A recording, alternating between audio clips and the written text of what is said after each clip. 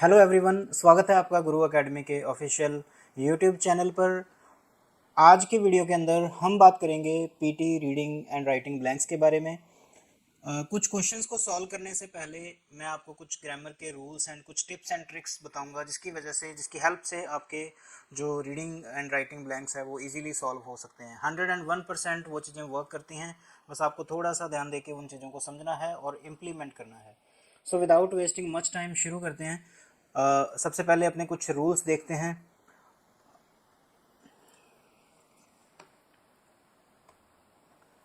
तो सबसे पहले जो अपने रूल है वो है सब्जेक्ट वर्ब एग्रीमेंट। जब भी आप कोई सेंटेंस देखते हो तो एक कॉमन स्ट्रक्चर फॉलो होता है सब्जेक्ट वर्ब और ऑब्जेक्ट का। और सब्जेक्ट एंड वर्ब का एग्रीमेंट कहता है कि अगर सब्जेक्ट सिंगुलर है तो वर्ब की एक पर्टिकुलर फॉर्म आएगी, और अगर प्लूरल है तो कोई डिफरेंट फॉर्म आएगी। तो ये है सब्जेक्ट और वर्ब का एग्रीमेंट। तो ये कहाँ कहाँ पे होता है? एक तो जब आप प्रेजेंट इंडेफिनिट टेंस पढ़ते हो तो वहाँ पे वर्ब की फर्स्ट फॉर्म होती है या उसके साथ एस ए आई एस लगता है। तो अगर आपका सब्जेक्ट सिंगुलर है, लाइक कोई सिंगल नेम है या उसकी जगह पे ही शी है या इट है, तो इन सब के साथ अगर वर्ब की फर्स्ट फॉर्म होगी तो साथ में एस ए आई एस जरूर होगा। अगर सब्जेक्ट प्लूरल है, मान लो एक्स एंड वाई, कोई दो ऑब्जेक्ट्स के या दो पर्सन्स के नेम हैं, तो उसके बाद अगर वर्ब की फर्स्ट फॉर्म है तो उसके साथ एस आई एस नहीं लगता। That is the rule of grammar. और इनकी जगह पे आप दे कर सकते हो, वी कर सकते हो। तो इस तरह के जनरल जो सब्जेक्ट्स हैं उनके साथ अगर वर्ब की फर्स्ट फॉर्म लगानी है तो आपने ओनली फर्स्ट फॉर्म लगानी है, और अगर सिंगुलर है तो एस ए आई एस साथ में लगेगा। अब ये हेल्प कैसे करेगा कि मान लो कोई इट लिखा हुआ है और स्पेस के बाद ब्लैंक्स हैं, तो इसमें शो, शोज, ऐसी कोई चीज़ें हैं, तो एलिमिनेट करने के अंदर आपकी हेल्प होगी कि इट लिखा हुआ है तो शो हो नहीं सकता, शोज हो सकता है। इसके अलावा जो बाकी ऑप्शंस हैं आपको वो देखने होंगे। और इसी तरह से अगर हैज़ हैव की बात करें तो यहाँ पे भी हैज़ जो होता है वो सिंगुलर सब्जेक्ट के साथ आता है, जो है वो प्लूरल सब्जेक्ट के साथ आता है। तो ये रूल है आपका सब्जेक्ट वर्ब एग्रीमेंट का, जिससे आपको हेल्प मिल जाती है कि आगे जो ऑप्शन है उसमें से कौन सा चूज कर सकते हैं या कौन सा एलिमिनेट कर सकते हैं। नेक्स्ट देखते हैं। नेक्स्ट है वर्ब टेंस कंसिस्टेंसी। कंसिस्टेंसी का मतलब होता है कि कोई चीज़ एक प्रॉपर पैटर्न में कंटिन्यू होना। ऐसा नहीं जैसे फॉर एग्जांपल आप एक दिन एक्सरसाइज करने के लिए गए, 5 किलोमीटर आपने रनिंग करी, और फिर कई दिन आप सो गए, अब 8 बजे तक 9 बजे तक सो रहे हो, और फिर कभी एक दिन चले गए, फिर गए, कभी नहीं गए। That is irregular pattern.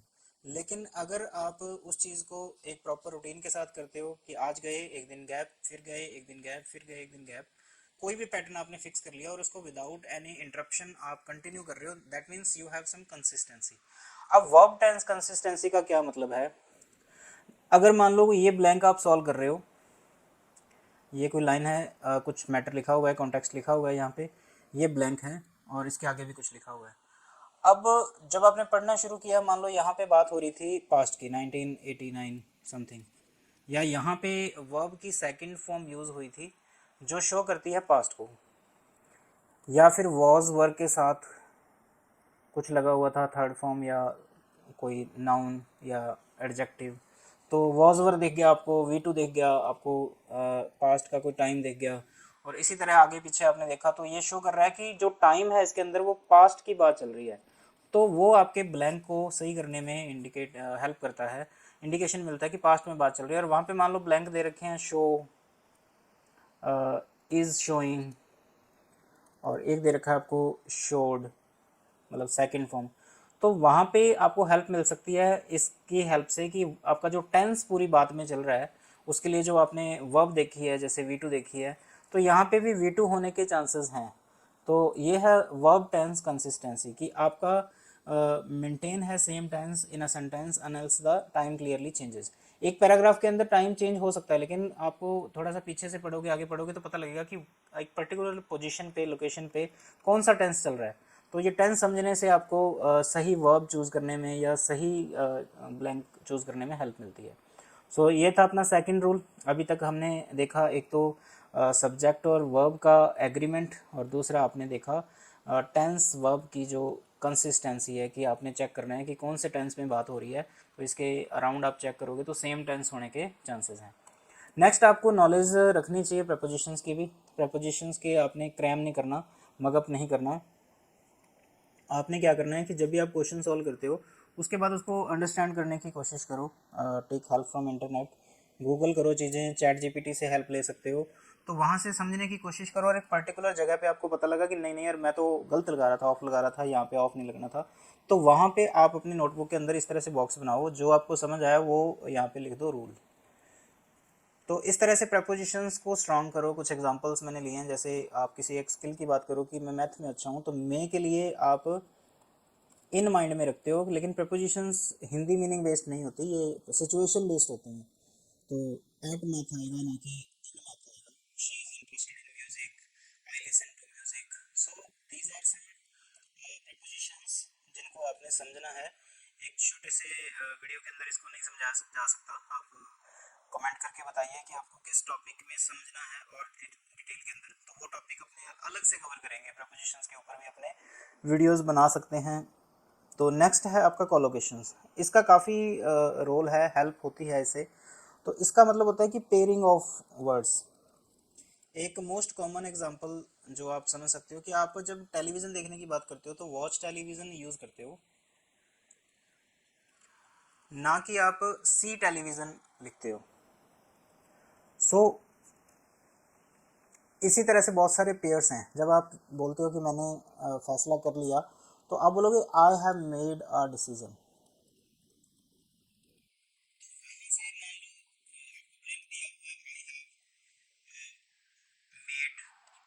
तो यहाँ पे मेड अ डिसीजन, तो ये कॉम्बिनेशन है, ये कोलोकेशन है।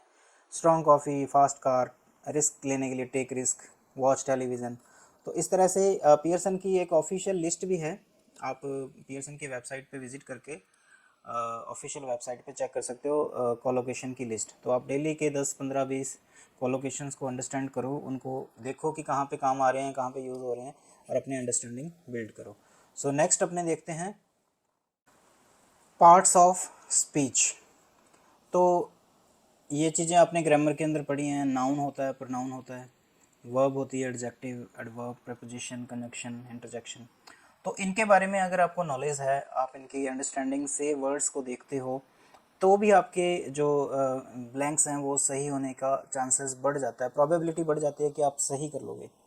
तो इनके ऊपर अपने एक डिटेल्ड वीडियो बनाएंगे, पार्ट्स ऑफ स्पीच। अगर मैं इस वीडियो के अंदर बनाता हूँ तो that video will be too long and आपका इंटरेस्ट नहीं बनेगा इसमें। जनरल आइडिया ये है कि जैसे नाउन होता है, noun is a naming word. यहाँ पे कुछ एग्जांपल्स हैं जिनको आप देख सकते हो। हैप्पीनेस, कॉमनली जिन वर्ड्स के एंड में नेस आ रहा है, एन ई डबल एस, या T I O N, M E N T, I T Y, E R या ओ आर। तो कुछ एक्सेप्शंस जरूर होते हैं, लेकिन इससे आपको एक बेसिक आइडिया हो जाता है कि ये नाउन है। अब कुछ वर्ड्स ऐसे हैं जो नाउन के बारे में एडिशनल इन्फॉर्मेशन देते हैं, उनको अपने बोलते हैं एडजेक्टिव। जैसे अपने बॉय लिखें, बॉय इज़ अ नाउन, और गुड बॉय लिखें तो गुड इज़ एन एडजेक्टिव। तो इसी तरह से एडवर्ब होते हैं जो वर्ब के अंदर एडिशनल इन्फॉर्मेशन ऐड करते हैं, या एडजेक्टिव किसी दूसरे एडजेक्टिव को सपोर्ट देते हैं, कुछ एक्स्ट्रा इन्फॉर्मेशन देते हैं। लाइक आई एम रनिंग, और इसमें रन क्या एक वर्ब है। अगर अगर इसमें अपने ऐड करते हैं हम रनिंग स्लोली, तो स्लोली एक एडवर्ब है, क्योंकि ये बता रहा है कि ये रन जो काम है, एक्शन है, वर्ब है, वो किस तरह से हो रही है, धीरे धीरे, स्लोली। तो जनरली इनकी पहचान भी है कि एंड में एल वाई लगता है, लेकिन कुछ एक्सेप्शंस जैसे मैंने बोला होते हैं। फ्रेंडली वर्ड है, तो फ्रेंडली वर्ड एडजेक्टिव है लेकिन एल वाई लगा हुआ है। तो ये चीज़ें आप बाय प्रैक्टिस समझ सकते हो। कुछ कुछ वर्ड्स ऐसे हैं जो नहीं होते, उस रूल को फॉलो नहीं करते, लेकिन कॉमनली आपको पता लग जाता है कि एल वाई लगा है, तो आपको ये देखना है कि एडवर्ब है। अब किसी सेंटेंस के अंदर हेल्प कैसे मिलेगी आपको एडजेक्टिव एडवर्ब की अगर नॉलेज है, तो अगर मान लो एक एग्जांपल के लिए आप सेंटेंस लेते हो कि आई डू एक्सरसाइज, और यहाँ पे ब्लैंक है, दो वर्ड है, रेगुलर और रेगुलरली। तो आपने देखना है कि ये डू को एक्सप्लेन करने के लिए वर्ड है कि कब कब कैसे करते हो, how often do you do this, frequency क्या आपके इसको करने की। तो रेगुलरली से पता लगेगा, क्योंकि एडवर्ब फॉर्म आपने ऐड करनी है किसी वर्ब के लिए। अगर कोई एक वर्ड और है, सेंटेंस और है कि he is dash dash an sorry, an पहले आएगा, ही इज़ एन, फिर डैश, एक्सीलेंट और एक्सीलेंटली, और फिर दिया हुआ है स्टूडेंट। आपने चूज़ करना है कि कौन सा चूज़ करें। तो यहाँ पे स्टूडेंट जो वर्ड लिखा है दैट इज नाउन, और नाउन के साथ में जो आता है दैट इज एडजेक्टिव। और एक्सेलेंट और एक्सेलेंटली में आपने पढ़ा कि एल वाई वाली फॉर्म तो एडवर्ब होती है, लेकिन बिना उसके एक्सीलेंट जो वर्ड है that is adjective.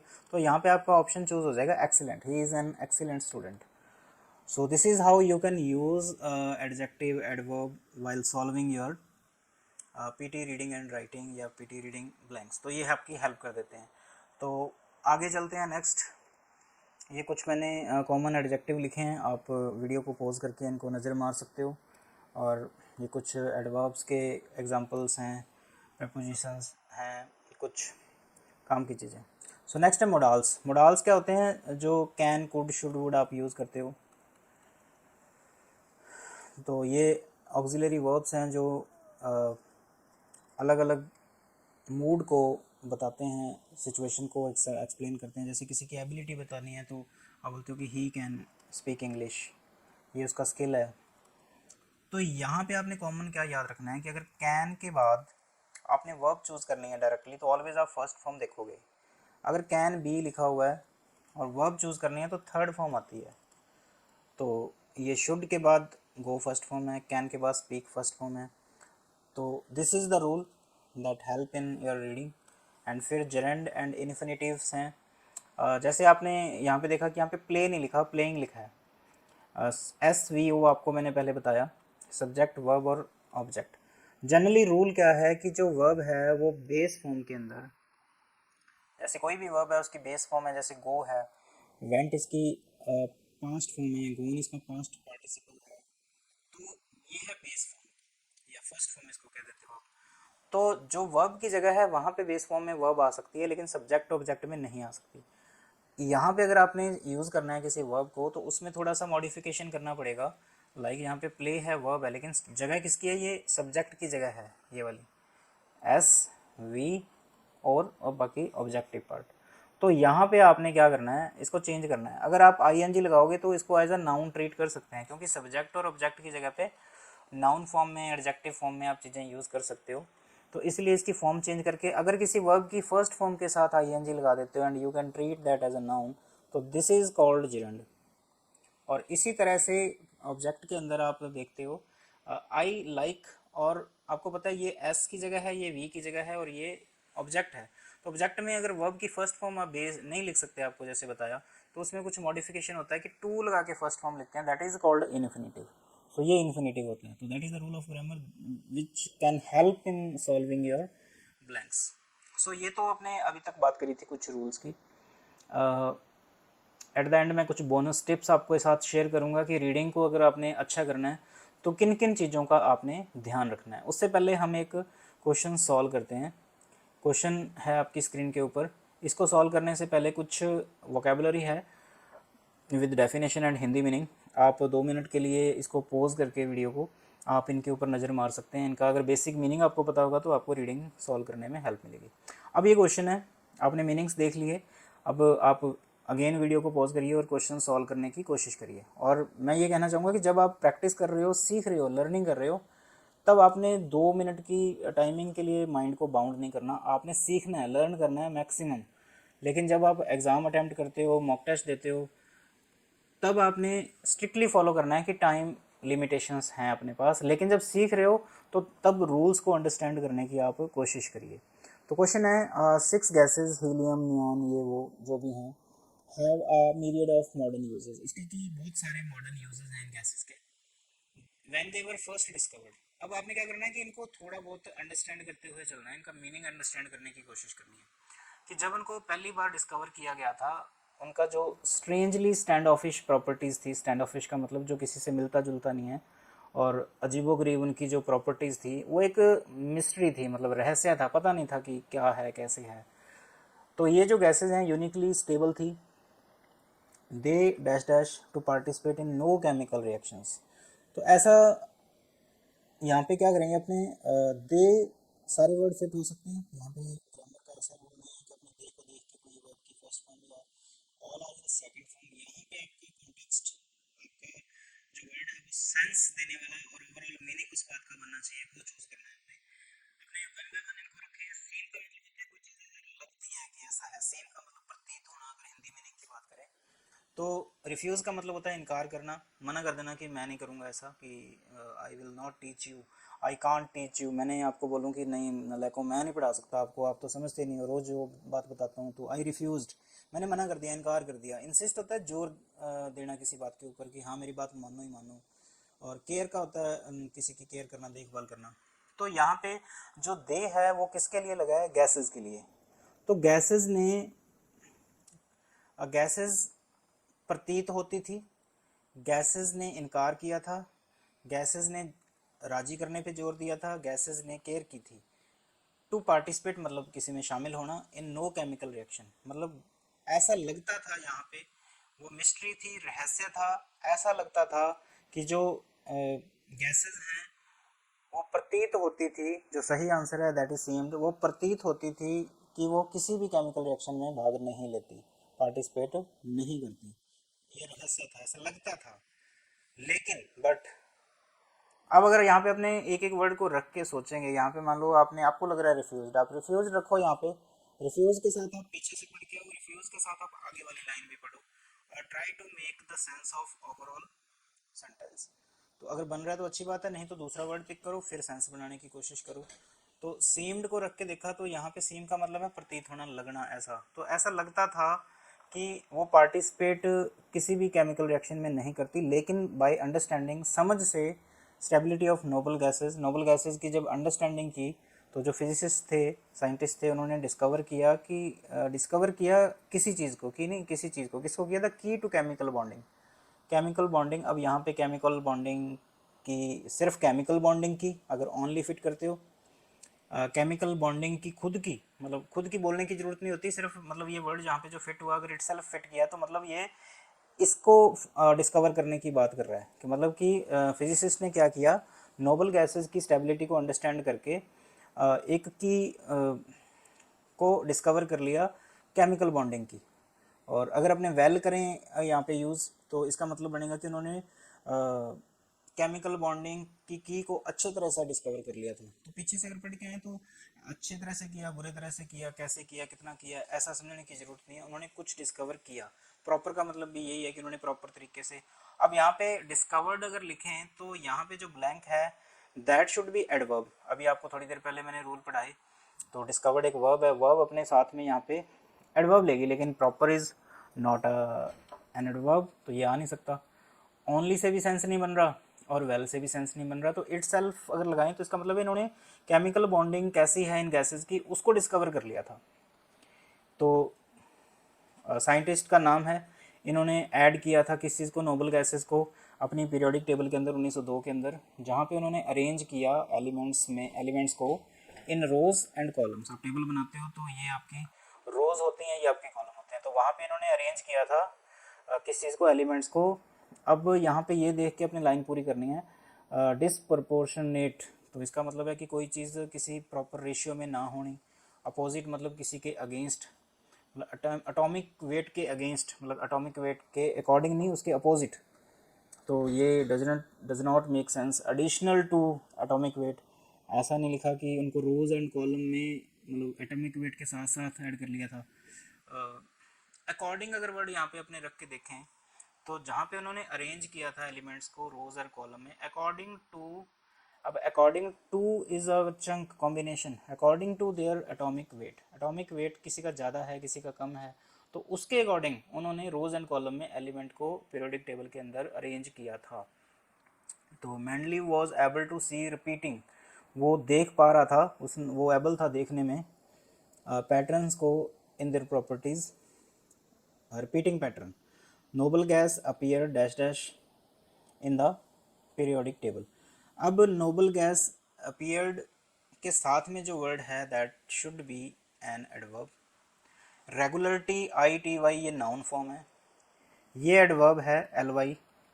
Regular is not adverb, ये एडजेक्टिव है, और रेगुलेटरी वर्ड भी आपका एडजेक्टिव है। तो यहाँ से आपका रेगुलरली फिट हो रहा है, और फिट होने के बाद अगर अपना इसका सेंस भी चेक करें तो नोबल गैसेज अपीयर होती थी एक रेगुलर इंटरवल पे इन the periodic table, occurring in every 8th position. इसने भी क्लियर कर दिया कि अपनी जो बात है रेगुलरली वो अपीयर हो रही थी हर 8वीं पोजीशन पे, ये सही है। सो ये जब भी आप इसको सॉल्व करते हो आपको कुछ वर्ड मीनिंग, ट्रांसलेशन, ब्लैंक से आगे पीछे का सेंस, ये चीज़ें समझ के आपको सॉल्व करना पड़ता है। तो अपने अब बोनस की तरफ चलते हैं कि रीडिंग को सॉल्व करना है, अच्छा करना है, तो आप क्या करो। तो बोनस टिप है कि जब भी आप रीडिंग सॉल्व करते हो फुल सेंटेंस को रीड करो, अंडरस्टैंड करने की कोशिश करो। Don't focus only on the blank, get the context. आपको बात समझ आनी चाहिए, कहानी आपको समझ आनी चाहिए। आपको कहानी नहीं पता तो बीच में जाके हस्तक्षेप करोगे तो दिक्कत आएगी। आपको पहले बात समझनी है, फिर अपने उस चीज़ को देखना है कि यहाँ पे क्या होना चाहिए। रॉन्ग ऑप्शन को एलिमिनेट करने का आपका एक मेथड है एलिमिनेशन टेक्निक। तो पहले वो ऑप्शन साइड करने की कोशिश किया करो जो हो नहीं सकते किसी भी हालत में, तो उसके बाद ऑप्शंस कम रह जाते हैं, उसके अंदर फिर अंडरस्टैंडिंग लगाओ अपनी। कॉलोकेशंस को रेगुलरली वॉच करो, एकेडमिक एंड कॉमन कॉलोकेशन की लिस्ट लो, उनको डेली देखते रहो। जब क्वेश्चंस करते हो तो देखो कि यहाँ पे कोई कॉलोकेशन तो नहीं लग रहा, तो आपकी नॉलेज इंक्रीज होगी। वर्ड की फॉर्म देखो, एडजेक्टिव है, एडवर्ब है, जैसे अभी अपने देखा क्वेश्चन को सॉल्व करने में हेल्प मिली है।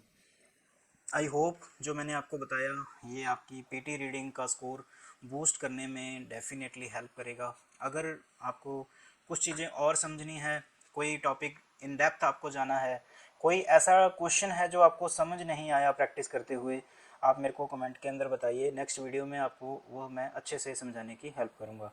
अगर आपने गुरु एकेडमी का चैनल अभी तक सब्सक्राइब नहीं किया तो अब सब्सक्राइब कर लीजिए। आने वाले दिनों में आपको पीटी रीडिंग की, ग्रामर की वीडियोस मिलने वाली हैं इस चैनल पे। सो मिलते हैं नेक्स्ट वीडियो में। Like and subscribe and share with your friends ताकि उनकी भी लाइफ बने, आपको दुआएं दें जिससे आपकी लाइफ बने। Thank you.